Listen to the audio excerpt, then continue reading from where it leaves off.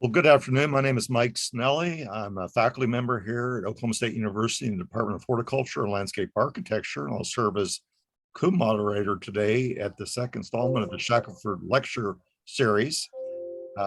Welcome back, or for those of you just now joining us for the first time, hope you'll look at the future months and join us from here through December. We're really excited about I think, a real well-rounded list of speakers, certainly including today's lecturer, who I'll get to in a minute.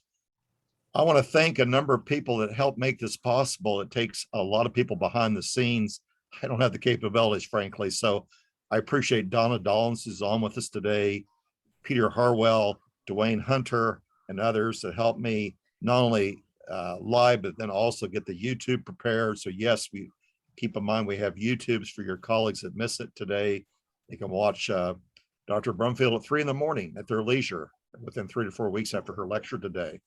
And of course, I'd be remiss if I didn't thank Charles Shackelford and Linda Shackelford, former co-owners of TLC Oklahoma City.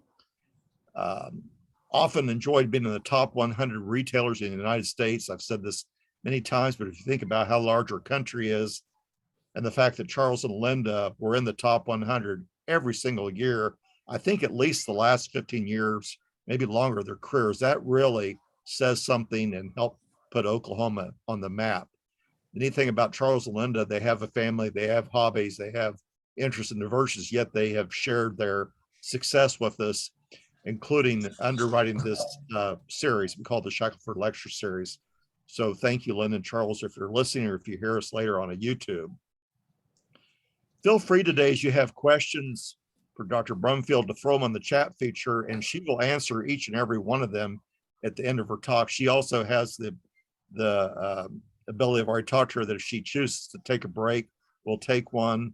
It's her call, and then if we do, we won't have any questions at break. Again, they'll be at the end of the presentation. So I'd like to go ahead and talk about Robin.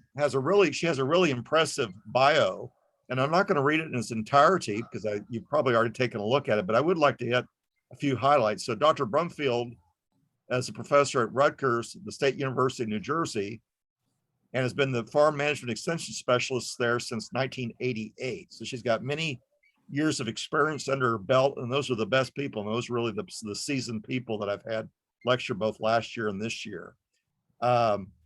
She's has a lot of neat projects you can read about in her bio.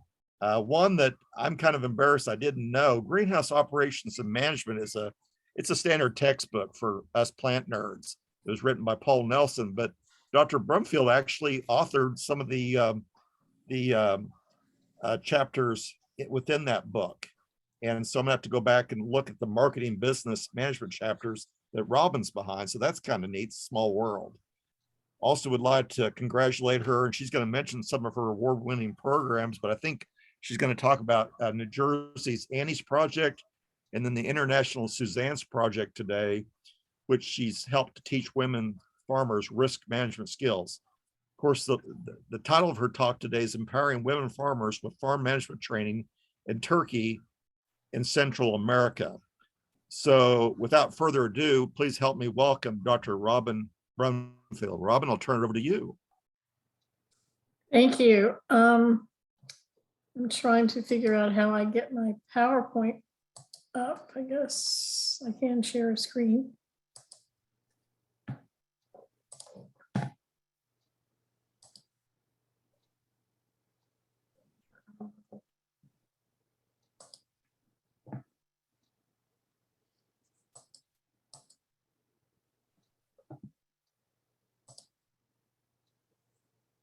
Are you seeing the full screen now? I can see it for sure. Yeah, okay. There you go. Perfect. Okay, perfect. I just took out, I was trying to put together this PowerPoint, and I took out my Annie's Project slides, but I could mention those a little bit. But thank you for that introduction. I actually got my master's and PhD at NC State under Dr. Paul Nelson. And I have always kind of combined horticulture and economics. So my degree was actually in floriculture with a minor in economics with Paul for both my master's and PhDs. And then I went to Penn State as an assistant professor in floriculture for 5 years before I moved over to Rutgers in ag economics. And I see I somehow clicked something that made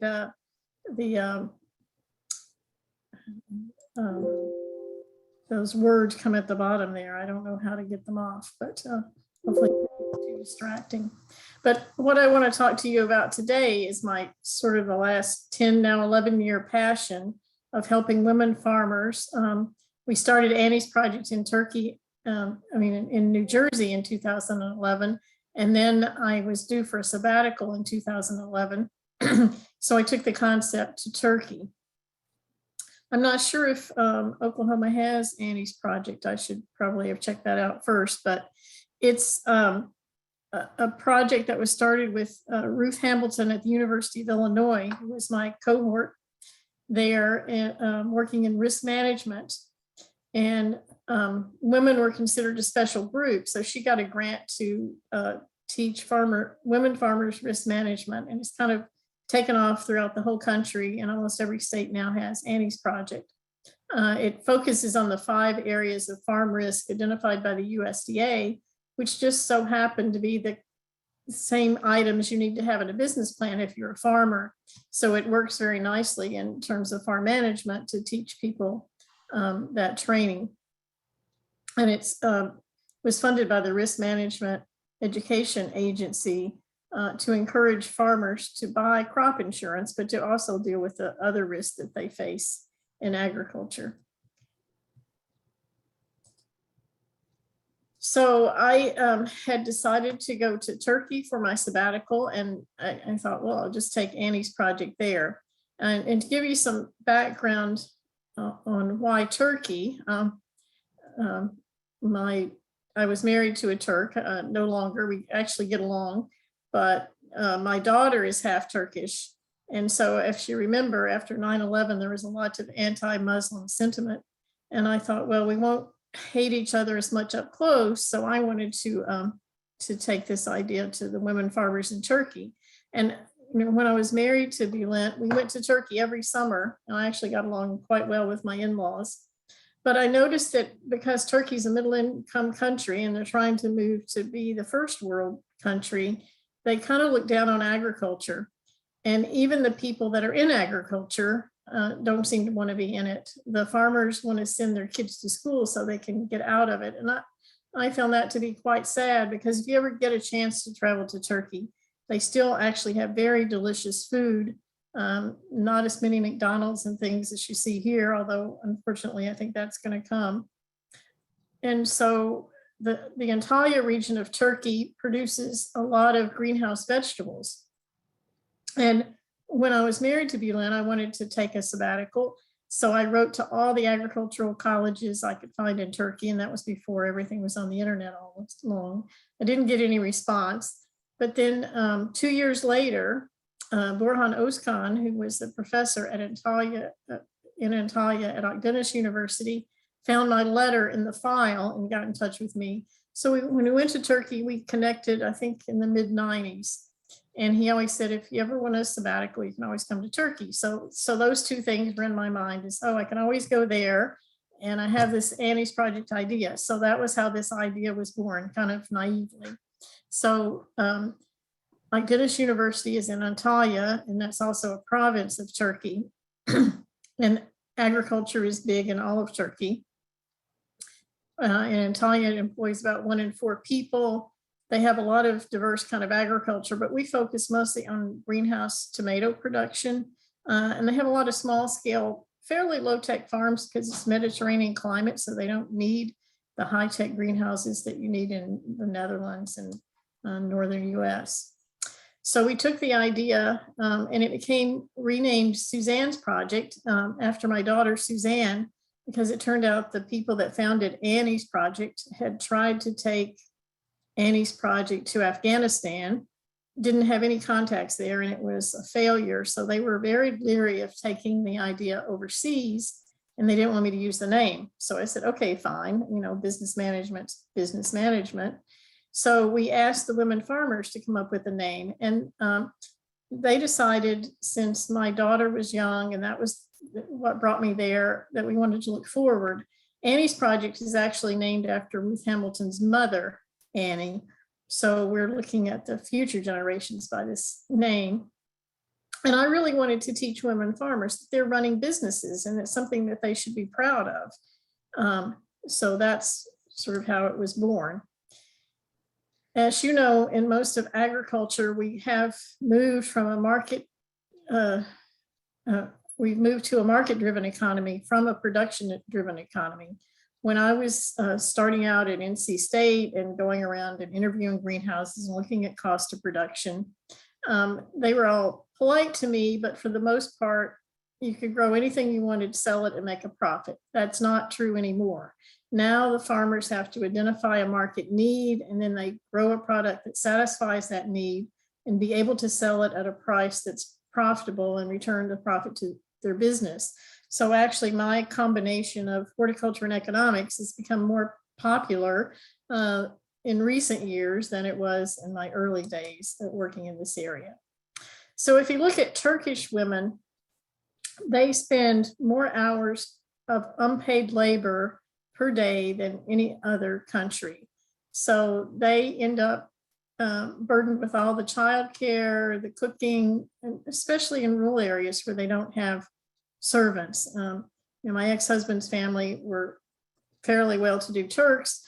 So as long as his father was working, they had a chauffeur and a maid and somebody to do everything. But the farmers that are in these areas, I wouldn't call them poor, but they don't have that. So the women tend to do everything. And in this country where I grew up in rural America, in Kentucky, men tend to do the outside work and fix the house, but that doesn't seem to happen so much in Turkey. So the men sort of get off with not doing very much, and the women have to do a lot and spend more time than anybody else.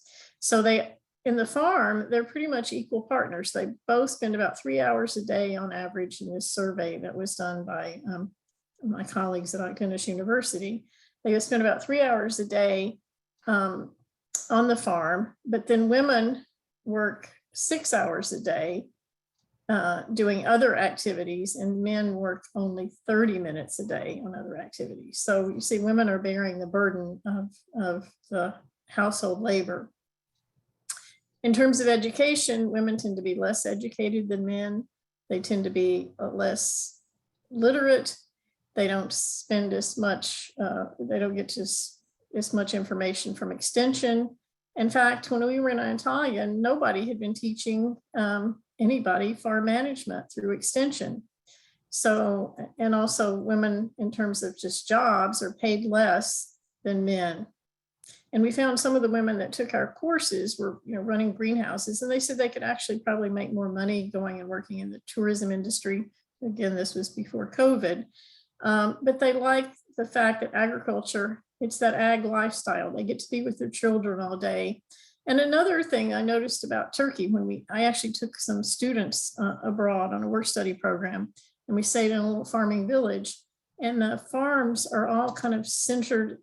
The houses are centered around the village, and then the land radiates out from there. So they don't have that isolation that we have in much of rural America, that I think really has been a useful part of Annie's project. That networking that we need and appeals to women in Annie's project in the US isn't so necessary in Turkey, because almost all the villages have what they call a gün, which means day. And they meet one day a week at a different woman's house, and they share ideas. And if they're all farming, they share ideas there. So they already had the networking, which is one component of Suzanne's project. But they were happy to share what they learned with other people. So Suzanne's project started out with a partnership with Rutgers University and Antalya University. Okstate University in Antalya, and it was launched in Antalya in 2011 in the fall. So Dr. Özkan, you see in the bottom corner here, and I went to 3 different villages and worked with extension folks, as you see, one of the extension agents up at the top. And we interviewed the agents and we interviewed the female farmers in these 3 villages to find out what they needed from us as far as the training program. This whole project also really made me appreciate what we have in the US with the land grant system, because I don't think that exists in any other country. There is an extension service in Turkey, and there is like Dennis University which has agricultural economics, but they're not connected in any way like our land grant universities are. I was just fortunate that Orhan had gone to school with the extension director for Antalya, so it was all networking from our contacts that worked. And I think this was another thing that I would suggest if anybody wants to do international programming, is have some people on the ground that that can work with you, because I would have never been able to do this on my own without Turkish contacts there. So we set up a website and a Facebook page for Suzanne's project. And our mission was to empower these women to be business owners and to scale and sustain profitable businesses by giving them the necessary tools and resources. And remember, we started in 2011, so things have moved very rapidly in terms of technology since then. But one of the things we found is that all of the women had computers in their house for their children, but they had never touched them. And this was before people were using cell phones all the time. So we got them to start Googling and finding things on the computer. And a lot of them are still my friend on Facebook. And actually today is my birthday, and I got a really nice post on Facebook from one of the women that I had worked with in one of our Suzanne's project, with a picture of all the women sitting around and one of the lunches. So we, in addition to Dennis University, then we pulled in what would be their equivalent of our extension, the Director of Food, Agriculture, and Livestock in Antalya. Budrella was the director. And then the municipality of Kumaja and Amali, the 2 different villages that we worked with at first. So this is my daughter, which is, the women voted on this, and there were some alternative names. They were thinking about naming it after their little village and so forth, but in the end they called it Suzanne's project. And so she has roots in US and Turkey, and they thought looking forward. So we decided to, from our needs assessment, that not only would we include the business management that was part of Annie's project, but they would also teach them computer literacy. And here you see them at the first Annie's project with computers, and they were so excited to be able to use it. And then what we call technical knowledge, or basically, since we were focusing mostly on tomato greenhouse production, we talked about the best production practices, including pest management and disease management, weed management, and so forth. And nobody had ever told them about this. A lot of them had a desire to be organic, but they had no idea how to get there. So they were really happy to have more knowledge and have this connection now with Extension to do that. So the 5 areas of risk that the USDA has identified, which we covered, are financial, market, production, legal, and human. And generally in the legal, we're talking mostly about wills and so forth. And this was kind of a hard sell in Turkey, because they just said, if something happens to me, my husband will take care of the business. Something happens to him, I'll take care of it. So that's as far as they wanted to go with that. And human, they're mostly just the family members working in the business. But they were really interested in learning about the production, the marketing, and the financial. And as far as marketing, they mostly sell through wholesalers. So they were frustrated there, because obviously you're giving up market power when you do that. So they were hoping to find some way to get some of that market power back for themselves. So what we ended up having was, the first was Kumlaja, 2 different classes of 40 women. Then Imali was 20 women, and then Dusha with 14 women. Those were the first 2 years, I guess, that we had Annie's project. We went to those places. So the pilot we decided was in Coomeraga with the 40 women, and the average age was 38.4, which you'll recognize is much, much younger than the average farmer in the US, which I think is roughly 59 years old. The average size of the farm is 5.3 hectares. So it's a small farm, but that's pretty substantial when it's mostly greenhouses. Mostly they had greenhouses, but also citrus trees in combination. And you see, even though they were only 38, they've been farming for over 18 years. So roughly they start around 19 or 20. And we had 28 hours of training. We had the professors from the university come in for various aspects of the technical information. So we had 13 instructors. And this is the group from Dusja. We went to the Capitol. The president of the university actually got involved. I don't know if you can see my pointer, but she's kind of the tall woman in the middle standing next to me. So that was an interesting experience. And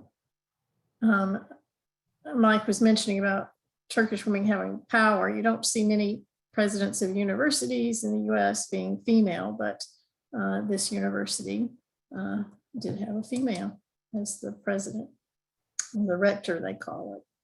So here is one of our sessions in Imali, which was mostly mushroom growers, but some other things as well.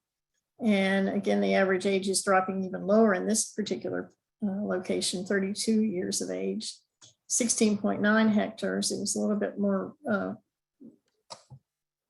away from the city than Coomeraga was. They've been farming about 12 years, again, starting when they're about 20. We had 30 hours of training and 8 instructors for this one. And if we look at the demographics of people taking the class, this is from Imali. They all had completed primary school, 45% had completed secondary school, 10% had completed high school, and none had gone to the university. In Coomeraga, we had one woman who decided after taking our class that she wanted to go on to the university. Most of them are married, almost 3/4, and farm income is the main source of their income. 94% of them rely on farming as the source of income. 80% of farms are managed by the husband and 20% are managed by the family as a whole. And 70% of the operations, the husband is the primary decision maker. So here's kind of our program in Imali. You see, we met 2 days a week, Tuesdays and Thursdays, morning and afternoon, and then gave them, the breaks in between. We met at a local school for the program. So they were very proud of graduating, and they loved their little Rutgers red folders with the certificates that we gave them.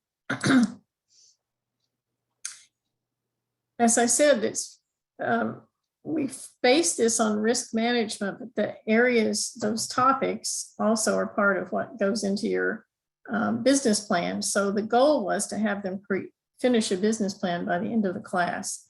And we gave them worksheets to do this and asked them to bring it to class and discuss at the beginning of class, the same way we did Annie's project.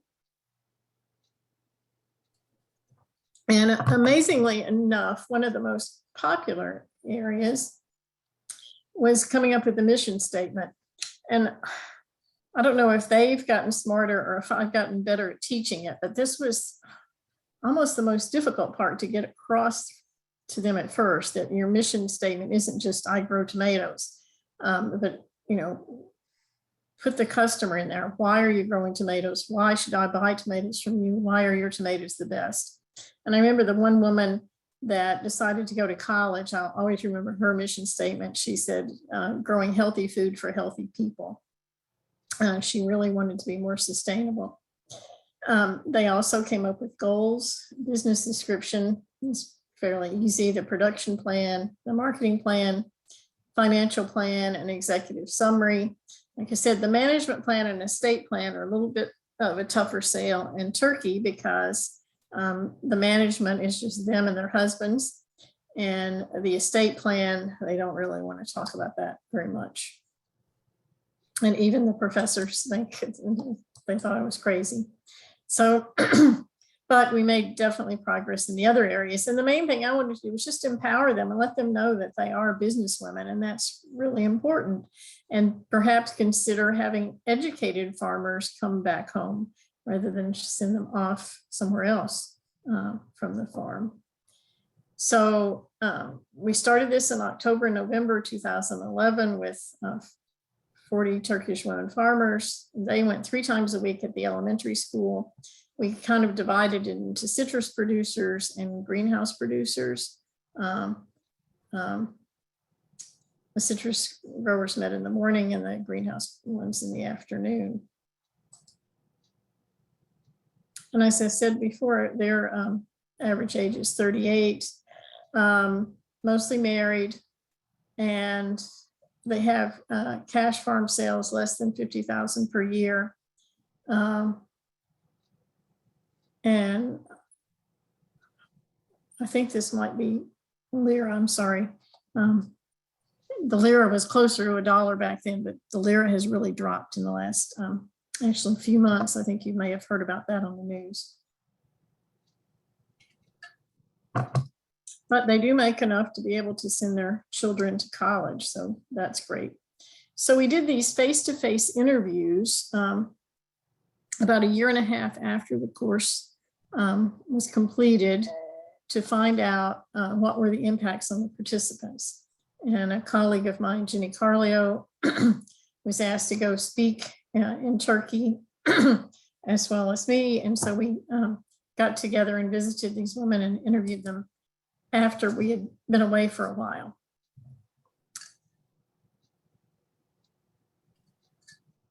Excuse me.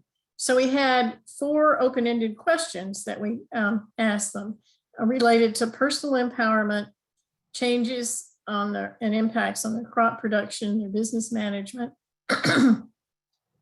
how they suggest that we improve the course, and the level of networking, because networking was something that was one of our goals. So 100% of them said they felt more personally empowered after the course. So Sibiha said, I learned that knowledge is power, and that Suzanne's project gave me many personal and business skills. I did a SWOT analysis. That was another thing they liked, the SWOT analysis and the mission statement. They were just so proud to talk about that. And she said, I encourage my grandchildren to study in school. Habibi is the one that plans to go to university. She's changed her business and grows more consciously. I gained power, she says. Before I was only applying big greenhouse pesticides, but now I run a business. After participating in Suzanne's project, I'm studying at the university. So that was amazing. And they came to the class just to sort of do us a favor. And a lot of the World Bank programs pay people to come to classes, which was odd to me. We're used to paying for education. But they really, I think, appreciated it after they got into the class and through it. We asked them about strategic planning as a result of taking the class. 89% said they established both short-term and long-term goals. 98% had paying off debt as a short-term goal, and 78% had construction of more greenhouses as a long-term goal. And 67% said they want to build greenhouses to give their children a better life. This is really very common in Turkey. I think most Turks live for their children, and they put the future on them. Teslami said, I want to follow my business plan very strictly, especially focusing on my strengths and weaknesses of my SWOT analysis. I learned that controlling cost is very important for business profitability. And Suliha said, I learned SWOT, mission, and vision. They are all very useful. Amadi says, as a result of Suzanne's project, I established a short-term goal of paying back debt and long-term goals of constructing a new greenhouse to give my children a better future. And you see children mentioned a lot here. In terms of agricultural production techniques, 89% of the women improved their farming techniques as a result of participating in Suzanne's project.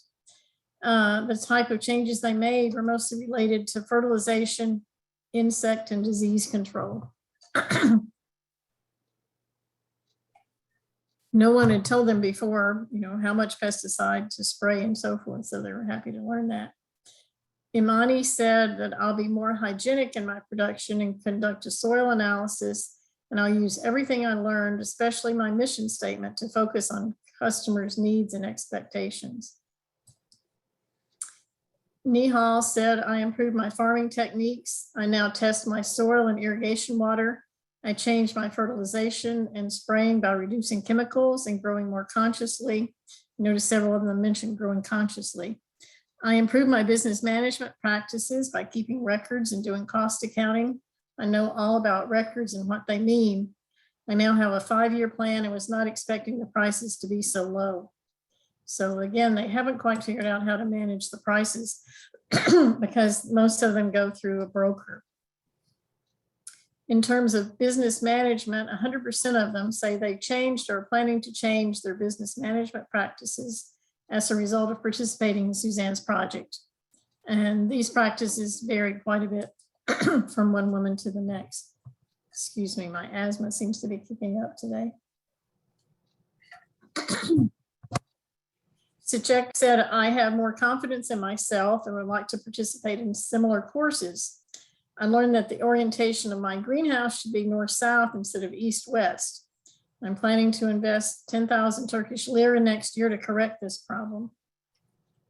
I also will change my irrigation system and spraying practices, and I'll keep records and calculate my gross margin.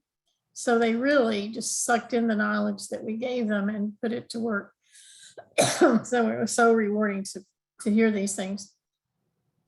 Ezra said she's changing her personal behavior, makes for a better husband and wife team. I have more respect for my husband. And the one thing we were very careful about was not to pit, make a battle of the sexes and pit husband against wife. We told them, go home and discuss this with the other people in your family or your business if there are other people there. And actually, in the pilot in the Kumaja, they invited the men to come after the class was over, sort of like a luncheon celebration at the end. So 44% of the women said they are using their business plan and help them be successful in business.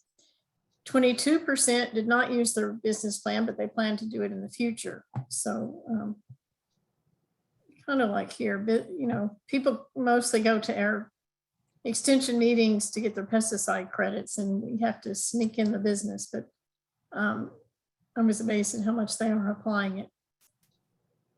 Nuri Hay said, I studied all the handouts last night. Cost accounting was difficult, but I want to learn more and I want to keep my records. I'm a 10-finger typist and now I can search on Google. Imani said, I made marketing improvements as a result of Suzanne's project. I worked with the Commission of Wholesale Markets. So they are managing to work a little bit there.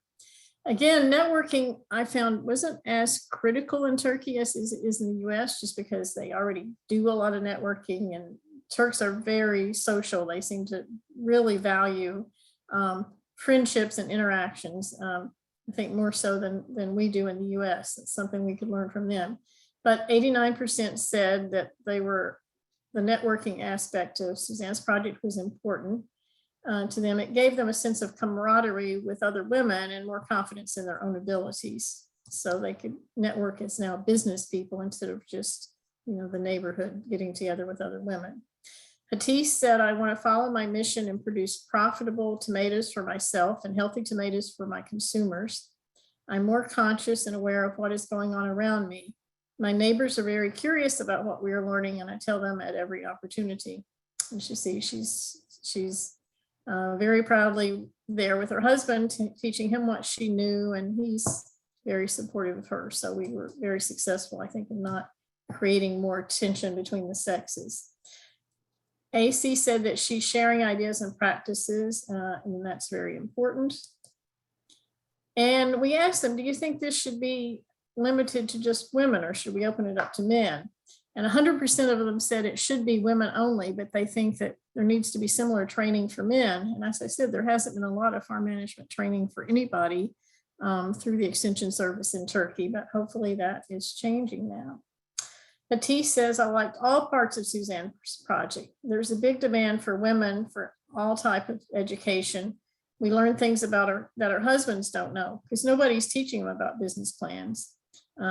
Men did not have this type of education, and they need it too. So again, they want men to have it, but they still want to be trained just as a group of women.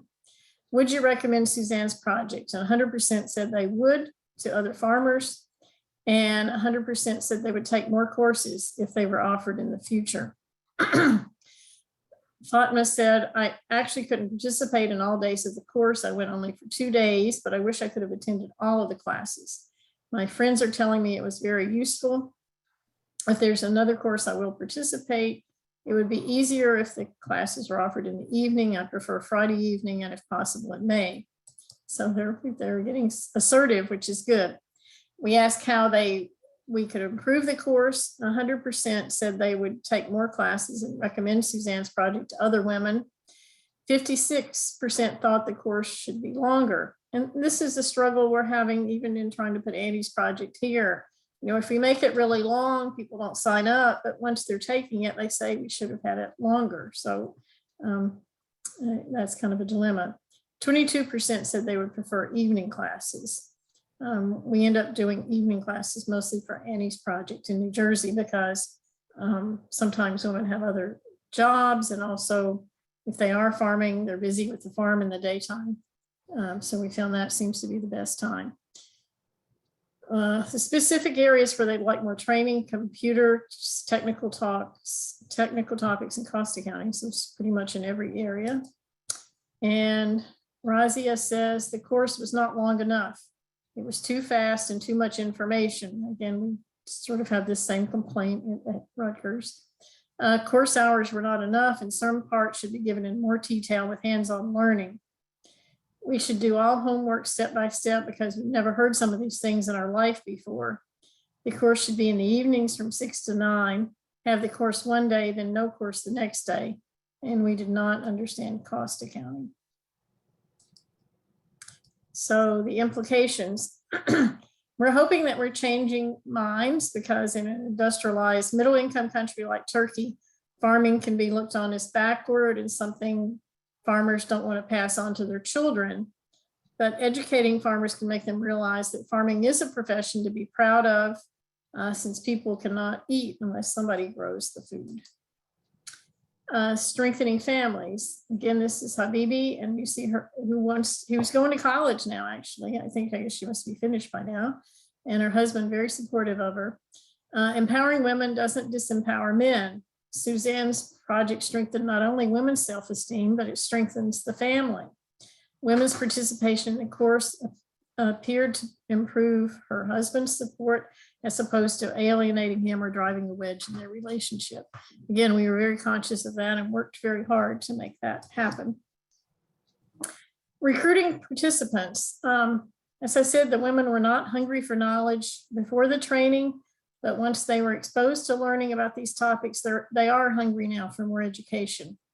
It would take some effort to recruit women in other villages, but word seems to quickly spread that this is really a useful course to take. Again, at first they thought they should be paid to take the course, which is a little strange for me. So I loved going to Turkey in 2011 and 2012, and having Borhanos kind of translate for me and teach these women, but I can't get to every village in Turkey. So we decided the best way to spread this was to train the trainer. And so we got a grant from the Erasmus program from the Economic Union, and we called the project MWOFA, Empowering Women Farmers with Agricultural Business Management Training, so that we could help women gain confidence as business women, manage their farm businesses, and network with other women. And we would have the extension folks be the trainers. So we would train them, and then they would train the women.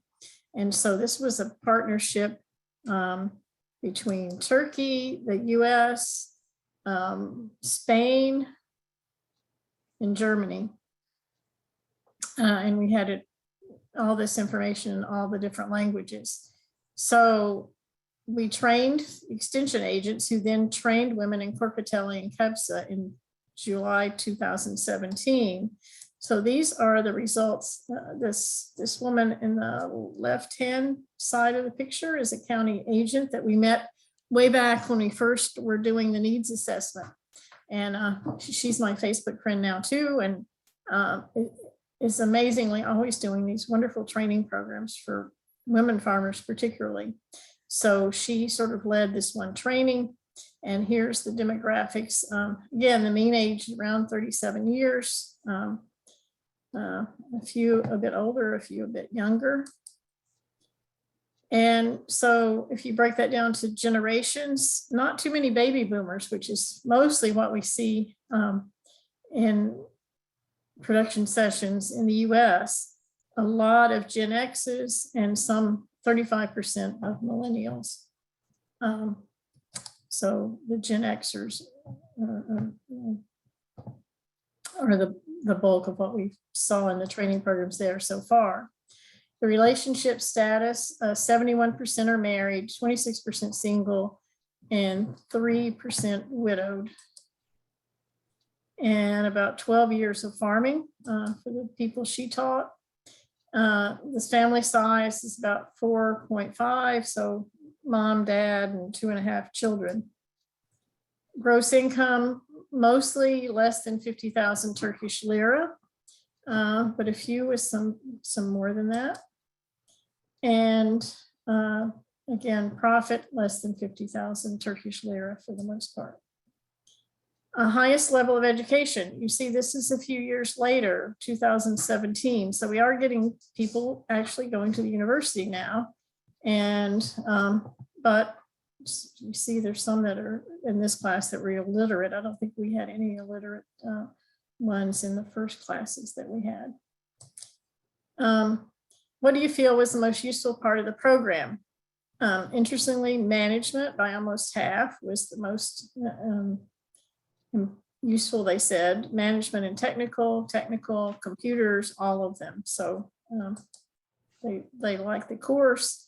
Interesting, the topic that kept coming up is what we should include is livestock. Again, my background is horticulture. This is a horticultural area, but they all have a cow or two, it seems, in the neighborhood. So they'd like to add agriculture or livestock production and a smattering of other things. Technical visits, they would like to visit, either the university research facilities or other growers to see how to do things hand-on.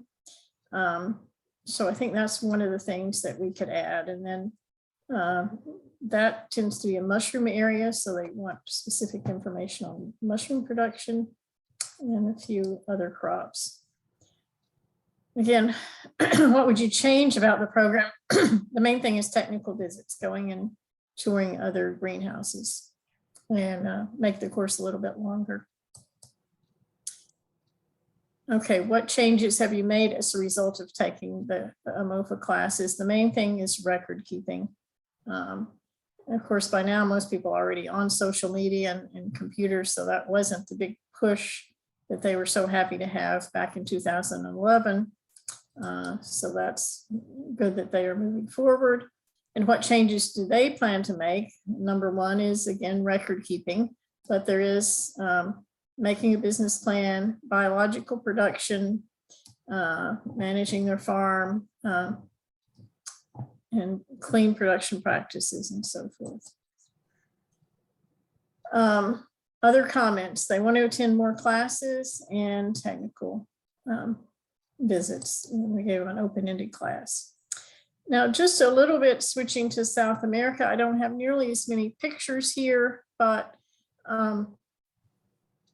I was asked right about the time I started Suzanne's project in Turkey and Annie's project in New Jersey to go do some record keeping training in Guyana.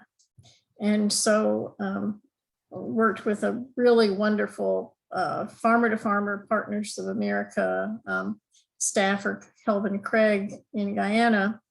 And I asked him about taking Suzanne's project to Guyana. So I went first on just a project they asked me to do, and then we specifically went back to train women farmers.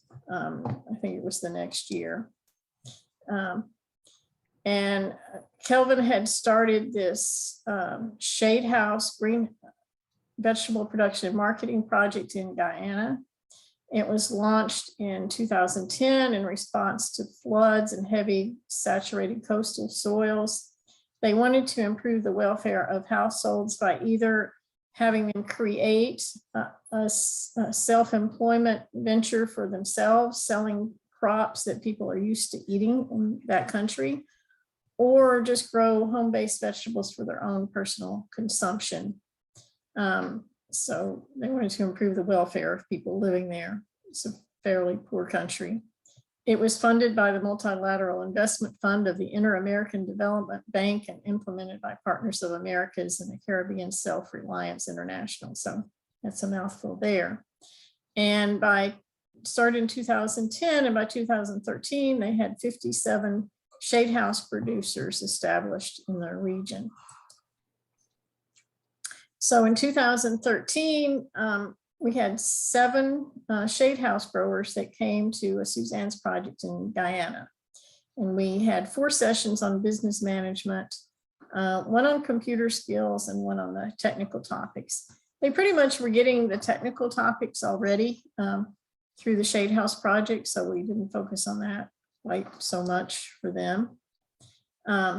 By the end of the course, they all had their business plans, and they all said the course was very valuable and they wish they had had the workshop sooner. 3 of them said they want to teach other women what they've learned, so we got the networking there. They were really proud of their mission statements, their goals, and the fact that they now understand financial statements. And they do understand the importance of record keeping and calculating cost and returns and profitability, which is one of the things Kelvin had tried to emphasize before. And they appreciated networking with each other. And by the end of 2015, so this is 2 years after the course, 5 years after the shade house project had started, there were 226 shade houses established in Guyana, and throughout all 8 regions in 5 areas with over 135,000 square feet of shade house space. So since then, I don't have pictures, and it really isn't farming, but I also did trips to Nicaragua, Guatemala, and Belize to look at taking Suzanne's project there. You know, the combination of politics in those countries and the pandemic hasn't made that happen. But in Nicaragua, I did work not directly with women farmers, but I worked with women that were running this pine, they call them pine co-op. They took pine needles and made baskets with them. And I showed them a picture of an Easter basket because they weren't making those. And I have an Easter basket that they gave me that they managed to put together in the 2 weeks that I was there. I also worked with some students there that were, in high school horticulture, so running a greenhouse. They needed a lot of help with pest management. That was not my capability, but hopefully they've gotten some help there. Then in Guatemala, I worked with a university that was setting up a soils lab. So we did some business management training. Went through the whole process that we did with Suzanne's project. And there were some women at the university that were on the committee, so that was nice. Belize, I went to just try to establish projects because that's an English-speaking country, but because it is English-speaking, there's all kinds of NGOs there and competition for funds, so I didn't really get very far there, but I did get a tour of some very primitive poor, farming, but they do a lot of things that I think are useful about natural plants for natural healing and so forth, but a lot of poverty there, unfortunately. So here's my email if you want to get in touch with me. And my current website, we're actually moving it to a new platform, but hopefully you can still get to it at this website for now. And hopefully that website will send you to where to go when we get the new one up and running. So I think I probably have lots of time to answer lots of questions. I see there's 2 questions in the chat. Let me see if I can find them. Do the majority of women accept male extension educators or more female educators? What's the key factor in women preferring female classes only? We tended to have female extension educators, although Dr. Okstate is obviously male, and he was the main person translating, and he seemed to get along well with the women. And again, I was a little hesitant in starting Annie's project because when I went to Rutgers, there was only one other female extension specialist in agriculture. Now I look around, there's a lot, and it's 30-something years ago, and more than half of our students are female. I think at the time I started college, Rutgers probably wouldn't even have accepted me because they were male only. It's amazing how much things change. I started in agriculture in high school in 1969, which was the first year that they allowed girls to take BOAG.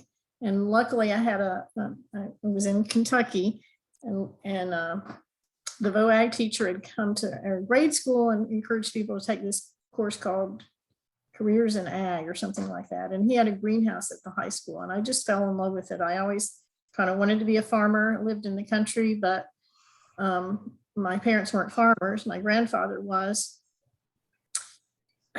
But the other 2 BOAG teachers didn't really think girls should be taking the class and were kind of fighting me the whole way. Of course, when I won awards, they couldn't really kick me out. But by the time, of today or 10 years ago, I thought that's all changed. Do we really need it? It's something, I haven't really studied women's studies. I've just sort of lived it, pushing the glass ceiling myself, just doing something I wanted to do because I wanted to do it.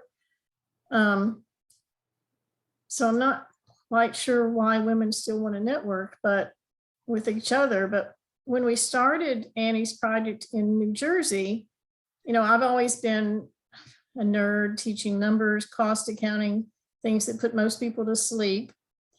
But when we had Annie's project, they were knocking down the doors. And then it became so popular that now the men say they have to come. So I'm not sure what it is, whether, women just feel not heard if they're in a mixed group, even though it's Jersey and people are pretty brave about saying whatever they think they are. So I don't know. I'm not sure how to answer that question.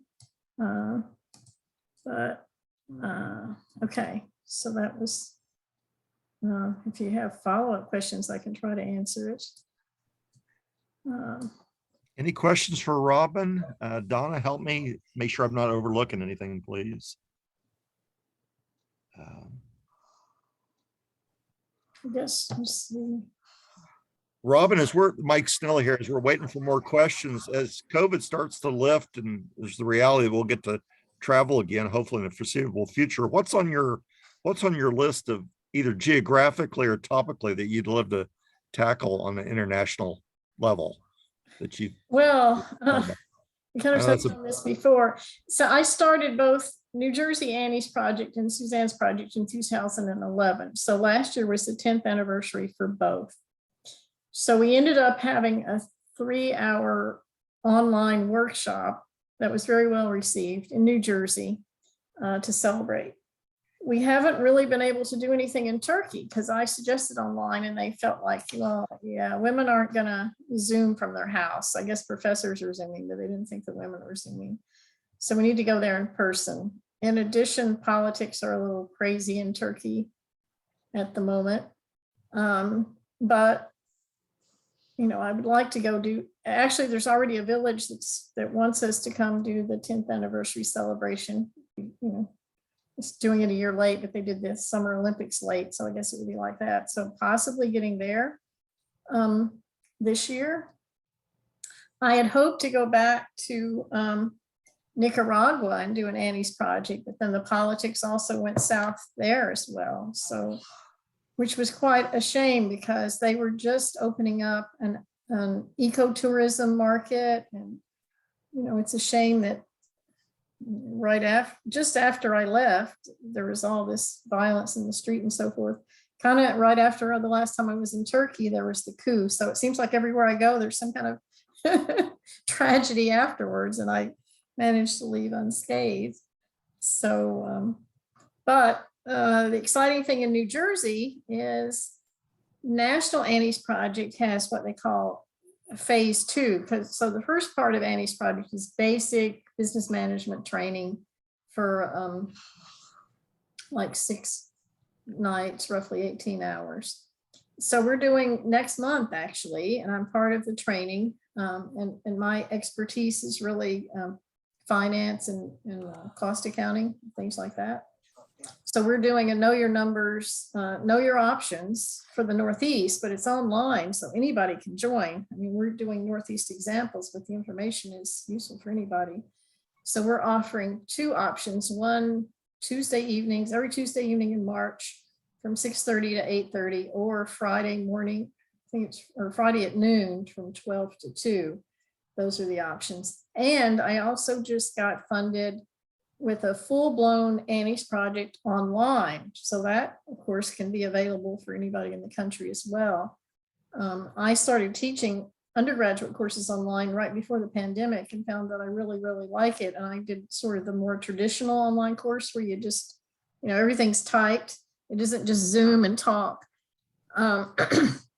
But those people have a specific semester and they have specific deadlines to get their grades. When we're doing it for producers, you know, how do you make sure everybody finishes on time? So we're going to do a combination of sort of Zoom classes with using Canvas, which is the online tool that Rutgers uses for teaching. So I've finally mastered that. And I will have to say that our Zoom, I mean, our Canvas technical support at Rutgers has been absolutely amazing. You can call them any time of the day or night. They answer and they figure out the answer to your question right away. I've never been disappointed with them not being able to solve a problem for me. So that's been super. So we're going to use another colleague, county agent, who's been Zooming and using Canvas to teach master gardeners, is going to help me with that one.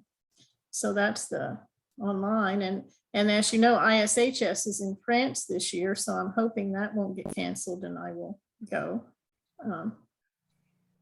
But as far as professional, you know, wherever people ask me to go, I'm pretty busy in New Jersey at the moment. Okay. Other questions for Dr. Brumfield? We have a quiet bunch. I can't see the whole screen. Is anybody actually holding up their hand, or? I'm having Donna help me field this. I don't see, Donna, do you see anybody I'm missing, or? No, I'm not seeing any questions at this Yeah. time. Oh, there was, what kind of farming do you see done in New Jersey? Oh my gosh, pretty much a little bit of everything. And this is one of the things we were discussing and putting together this Northeast workshop is, you know, what can we use as examples for enterprise budgets? Because one of the things in this know your numbers thing, they haven't done in other parts of the country is enterprise budgets. But I started doing that cost accounting program because I was focusing on greenhouses, and that what we call the green industry is our #1 commodity in New Jersey, nursery and greenhouses. And people that own these greenhouses grow so many different crops that they don't know which ones are making money and which ones are losing money. So that's why I did the cost accounting. And the same thing, they become even more diverse. As economists, we always tell people to diversify. We're almost too diversified in New Jersey, because if you put all your eggs in one basket and something happens, then you're in trouble. But if you have so many baskets, it's hard to keep up with all of them. And that's kind of the way some of our farms are in New Jersey. They're quite diverse. But when I started at NC State back in 1978, yes, it was, that we were at the growth phase in greenhouses, and people were just putting up greenhouses everywhere. Whatever they did, they make money. It didn't matter. now that's not so true. If you look along the industry growth curve, we're in a mature market. So there's more competition. So it's tighter in terms of profitability, harder to make money. So then people that own greenhouses and these crops that they have, they may have a pumpkin patch or cut your own Christmas tree farm or vegetable production or whatever. So we have a lot of different enterprises. So we're going to focus on enterprise budgets. And the other thing is I've seen is the number of farms was going down for a while. In the last few years, it's kind of gone back up. Smaller farms, but more of them. And a lot of them are being started by women. And a lot of them are from women who have business backgrounds that are leaving Wall Street or whatever. And they're also more conscious, like the word that Turks kept saying.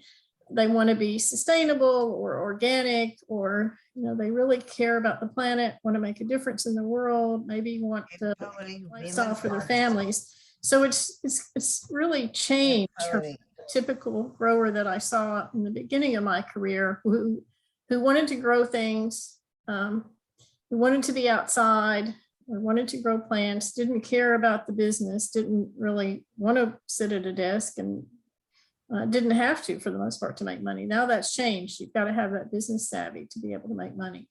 So we see people, all kinds of enterprises in New Jersey, from making your own goat cheese to dyeing wool and knitting sweaters with it, to cut flowers outdoors. Our biggest is still greenhouse and nursery, but even that's becoming more diverse with vegetables going in greenhouses, hemp going in greenhouses. When we had the Greenhouse Annie's project in 2014, we did have 4 guys that insisted on coming. And one of them wanted to start growing marijuana in a greenhouse once it was legal. Now they have to get a license and so forth. But so it's really diverse. How would you describe the climate in Kumlaja? It's Mediterranean, so they don't really need much heat. It's not super hot, not super cold. People from Europe used to go there for vacation before the pandemic. I'm not sure what they do, but my professor friend goes and swims every morning before he goes to work all year round. Now it's a little bit cold for me in the winter, but it's a fairly mild climate. So it's, really great for tomato production. They grow the most fabulous tomatoes there. So I hope they don't end up getting all this processed food that we have, and that they can keep these farmers being profitable and growing this delicious food that they are enjoying there in Turkey. They can grow orange trees there as well as tomatoes.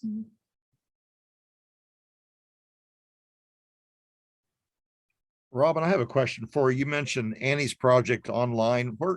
If we get on your website, will we see more about that? Yes. Yeah, of course. Okay. Wasn't sure how recent that had transpired. Well, we just found out about it. And so, again, farmers are busy during their production time. So we found the best time for education is in the winter. So it'll probably be like next December, January through March, sometime in that time period. Okay. So we've got about a year before it'll be up and running. Great. And that means we've got to put it together too. Yeah, be careful what you wish for. Yeah. Yeah, well, that's how I ended up teaching undergraduate courses online. I wanted to start this for farmers, and I still haven't gotten that, but I've taught small business essentials a couple times. And I find, even our own majors are always struggle with the financials. And that's what I thought I was the best at, but somehow I'm not as good as explaining it as I thought I was. That's the downside of online. When you're in the front of a class, you can see when people are struggling. Mm-hmm. So I've got to rework the descriptions, because I think people just have a math phobia to start with. And then somehow finances really scare them. And they don't seem to understand how the finances all fit together. Like they say, give me an example. So they'll throw some numbers, but I realize they're not understanding where those numbers came from. And that if you're giving me a business plan for a theoretical business, it all has to go together, that the income statement and the balance sheet have some relationship to each other. So I'm trying to rework that and explain it in a way that people they can understand it. Because to me, it seems easy, but somehow I'm not explaining it well. I know when I did a sabbatical years ago in Australia, and I was explaining this, one of the farmers there said, wow, I've never seen anybody make it so simple as you do. So again, I kind of pride myself on making it simple. You see, when I'm standing in front of Turkish women, even going through a translator, they can understand record keeping and income statements and things like that. But online, it's a little harder. I mean, I see what they turn in, I can see that they're lost, but I'm trying to figure out ways of teaching them before that so they get it. So anybody has any ideas, I'm open. And I find a lot of our farmers, they have an income statement and a balance sheet. I've never seen one who doesn't, because the accountant hands it to them, but often they don't know what it means. And that's not good in this tough times, Although Yeah. farmers did, in New Jersey, farmers did great the first year of the pandemic, because the state was pretty much shut down. They were considered essential services. They got all these new customers. Now their biggest problem is, how do I keep those customers? The customers are going other places now. So they've got to really step up the marketing game right now. So that's what we've been focusing on. Okay. Other questions for our speaker? They're normally not this shy, people.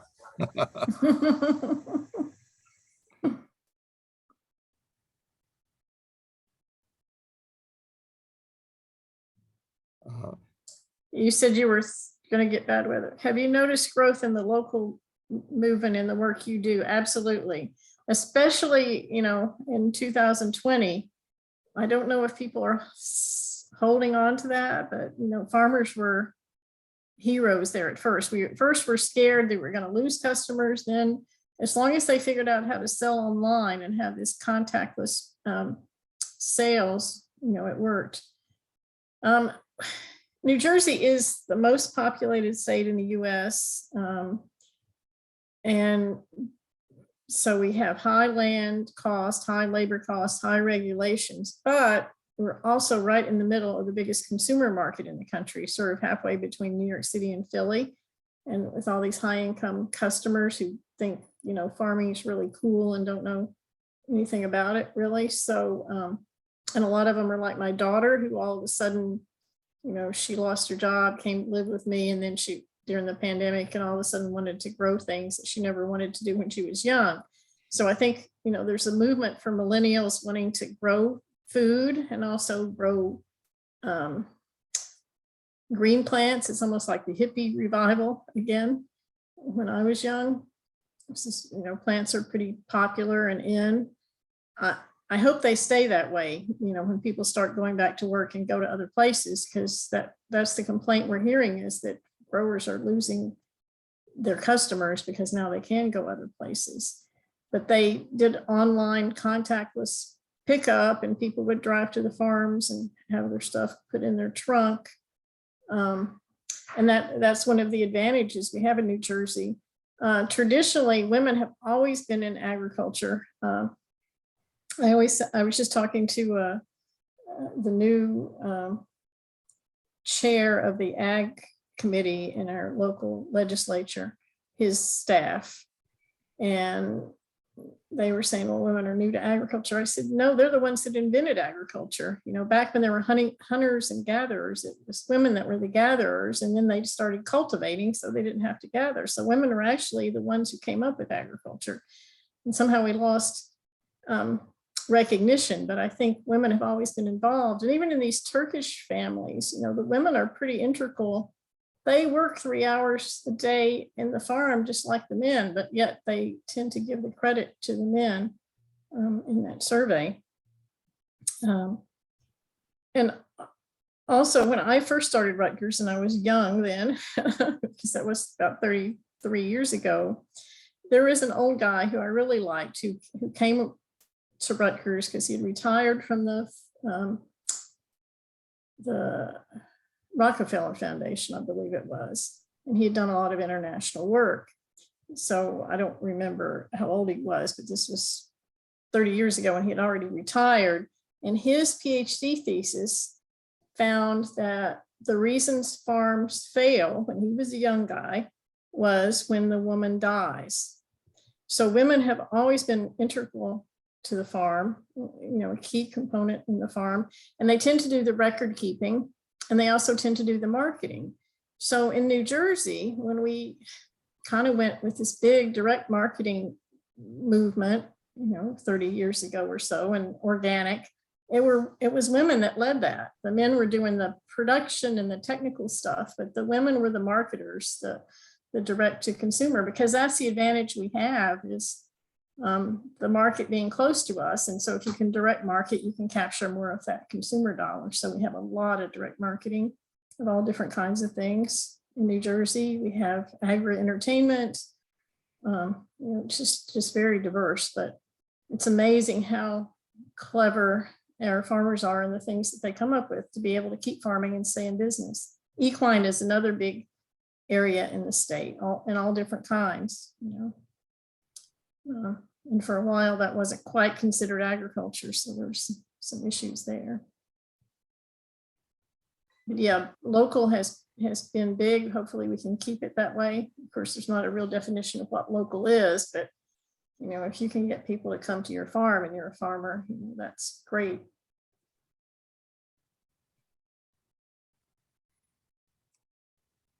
Other questions for Robin?